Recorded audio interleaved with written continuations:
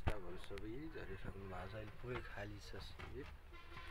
होइन तपाईँहरूलाई चाहिँ थोरै दृश्य देखाउनेछु। फेरि हाल्नको लागि यसरी चाहिँ एकदम यात्रा सफल राम्रो छ। र मैले चाहिँ लमैको बजार थोरै म तपाईँहरूलाई देखाउन चाहन्छु। बिहानको हो लमैमा चाहिँ चिया नास्ता खाने यहाँ सबै जति पनि गाडीहरू काठमाडौँबाट छुटेका छन् यहाँको गाडी सबै चाहिँ यहाँ अहिले चिया नास्ता खाने। हामी आएको बस चाहिँ यही हो हेर्नुहोस् है, दाङ तुलसीपुर काठमाडौँ। यसरी चाहिँ हामी आइसकेको छौँ। लमैमा अहिले राम्रो एकदम व्यवस्थित भइसक्यो रहेछ।